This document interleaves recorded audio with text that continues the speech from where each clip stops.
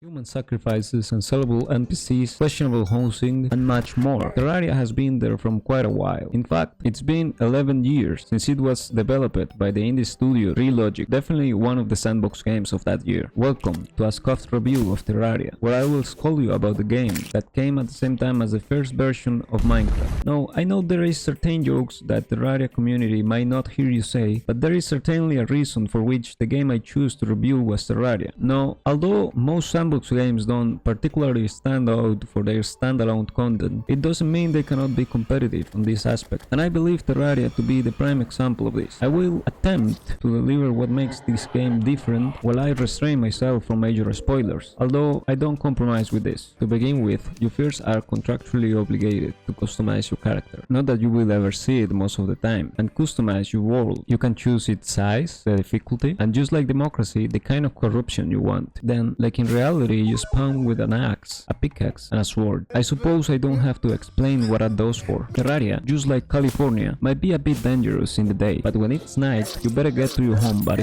Except there is no home, because everyone's a hobo. But these are picky hobos. They don't just want a house. These motherfuckers have terms and conditions. In summary, 3 walls, a chair, a table, a light source. They don't know what they're getting into. Now, the building in this game can get really crazy, but that escapes the purpose of the video, so I'm not gonna cover all of that. The first NPC is the guide, a man who belonged to a weird cult related with hell and the well-being of this world apparently. And he is the one who tells you what the fuck to do. Although you might want to use an alternative method consisting of breaking the 4th dimension to seek it on the wiki. You might lose immersion, but you will keep your sanity. I don't get it. Like, ancient hollow plate mail. Critical chance. What is the difference? And this? It's the same fucking shit. The NPCs of this game, man. Hello, peasants. How's the business going? Oh shit, you are a freak. I guess it's better than what you can expect from a sandbox game NPC. Their mechanics include, but are not limited to, selling shit, gambling, defending themselves, and insulting you, of course. In Terraria, there are biomes with different materials, crops, climate-related events, and enemies. You also have the possibility of making a house for an NPC on the biome of their preference, then earning economic benefits such as instant teleportation. Most Terraria players create a little contraption known as the Elevator, which consists of digging straight down to hell. I'm pretty sure this is a completely safe practice, but you do it in part because below the different biomes of the surface, there is the caves, a whole different environment of different biomes where you're gonna probably pass most of the time, but also because this game consists of 2 phases divided by a boss fight that takes place on hell. More of that later. After going into the caves, you have probably extracted the necessary resources for further development, aka you got some loot. You would like to get crafting, which on the basic level work as you will expect of a sandbox game. You have items that are marked as material. That means they are used to craft something else. If they don't have it, that's the limit. Nothing else can be crafted from it. Or can it? On the practical level, you need workstations to access more complex crafts like food, potions, armor, weapons, trinkets, tools, and hooks. On the metaphysical level, your trinkets and weapons have modifiers that can be re-rolled, gambling your money with its object. On the paleolithical level, there is this liquid that gives you access to unobtainable items and lets you re-roll their modifiers for free, as long as the thing that has it was crafted. More crafting will be available as you progress in the game, allowing you to do more stuff and fight harder enemies. One remarkable thing that shares with other sandbox games though is the amount of items and crafts, added to the fact that there is no way to search for specific items in your storage and that you need to be close to the workbench for its specific crafts to be available. Managing your storage and seeking things to make a specific craft might take you enough time to drive you insane. In Terraria combat, since there are only iframes when they get hit, you cannot really dodge, so you either focus on attacking or evading. Sounds easy, but it's not, because your base stats are those of a lore-accurate human, which stands for incapable of fighting these atrocities. Additional to that, you have the lack of surfaces appropriate to fight. It feels like wrestling a bear on an alienite surface. Nothing that you cannot solve, changing gear, permitting to make more potions, or making a better arena. Anyways, there are 4 classes for Terraria combat, but classes are not related to the stats of the character. Instead, you have special armor, weapons, trinkets, and buffs for each class, and these define find the style of recombat that can tilt towards one of two poles. Aiming, that usually has better stats, but you are more exposed since you need to aim and dodge at the same time, or evading, that has overall worse stats, but since you don't have to aim, your single brain cell can focus on just evading. The Mage class. The Mage is the only class that uses mana. The enemies can drop stars that regenerate that mana, and depending on the wand you are using, you won't need to aim at all, so you can focus on evading rather than aiming, which you will need since the defense of the armor with modifiers for the Mage is absolute garbage. The Invocator class. The Invocator is the micromanager, and it consists of two kind of weapons. One secondary weapon that invocates a minion, and a whip, so you don't really have to aim or do much at all. That's it.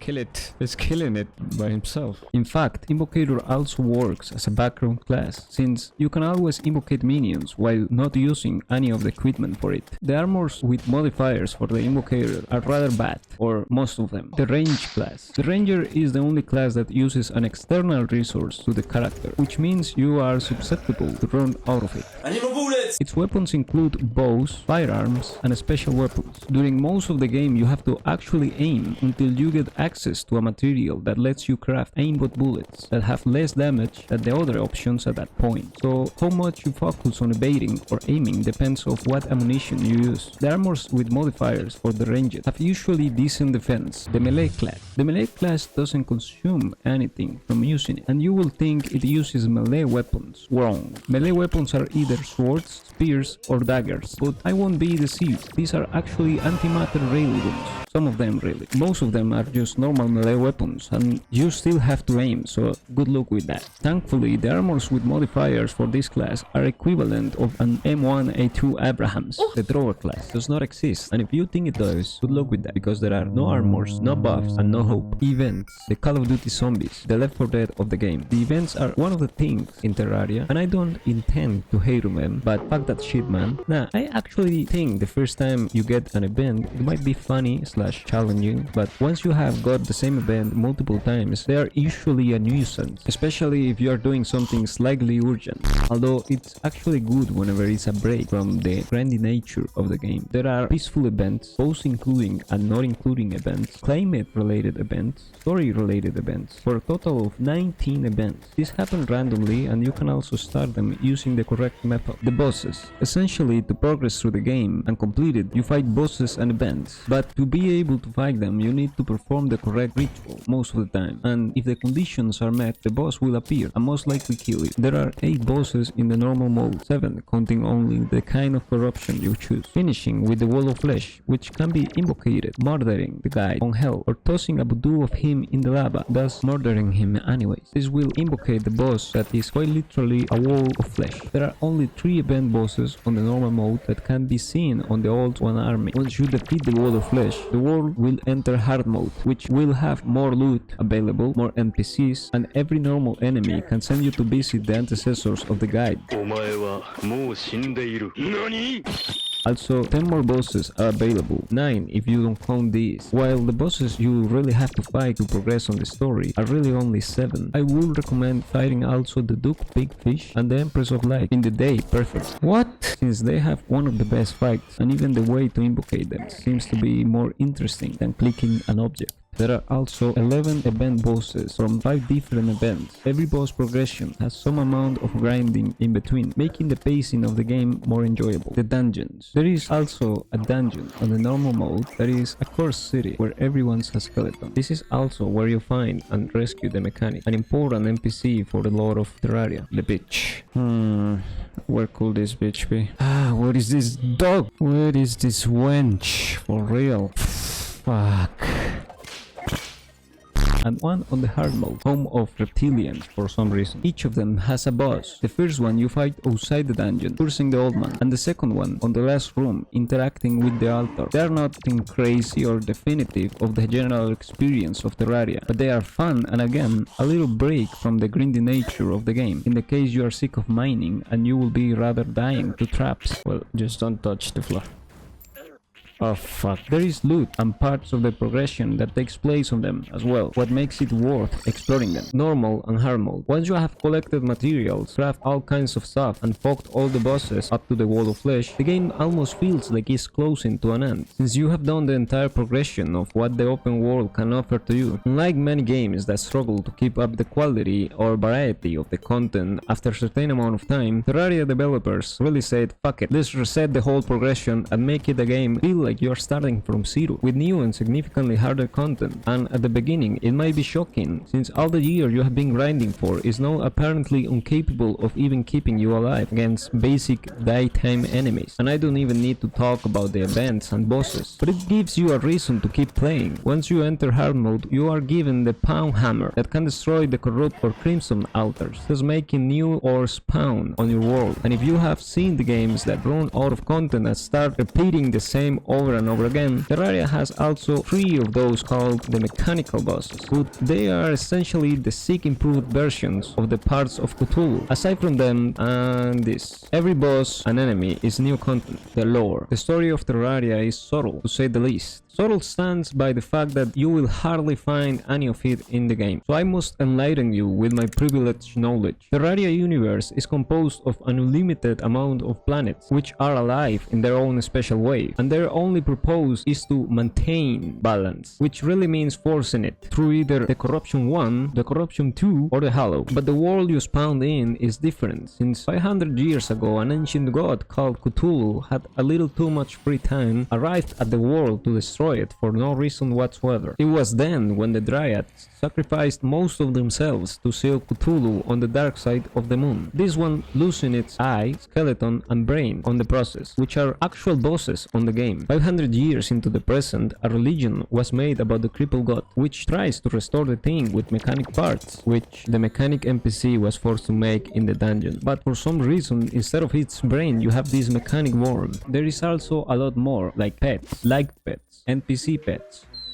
What? It fell over. All of these are useless as far as I know. A goofy pyramid, the pharaoh must be disappointed, man. Railways and carts, devices with the capability of creating computers inside the game, which were too complex for my little brain to engage on. And I've got to say, in all honesty, it's the biggest piece of dog shit. Fishing, which will be a problem for someone nearing autistic levels of fixation and has the worst NPC of the game linked to it. And you haven't died? Fucking die, maggot.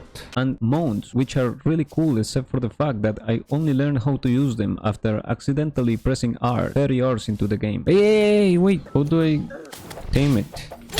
In conclusion, while it is true that Terraria is a sandbox game and that it might have lore instead of story, the game is nothing short of content. But more important is the variety of this content throughout your playthrough, and the feel that you get about the quality of this increasing until the end of the game most of the time. Since there are variations of content depending on what kind of corruption you got, there is some replayability to it. The NPCs have a couple of good interactions and mechanics, like the sacrifice of the guide to invoke the wall of flesh, finding them on specific places, and the commerce of essential goods. But aside from that, they are your typical sandbox NPC, completely irrelevant. A bunch of things like the inventory management and the lack of motivation to build can be easily improved by using quality of life mods, aside of the insane amount of added content that you can find on them. In conclusion, 11 out of 10, recommend to a friend. Epic, buy it, it's too cheap not to. Thank you very much for looking at the video. If you enjoyed it, give it a like and subscribe if you want to see more content like this in the future. Have a good day. Bye.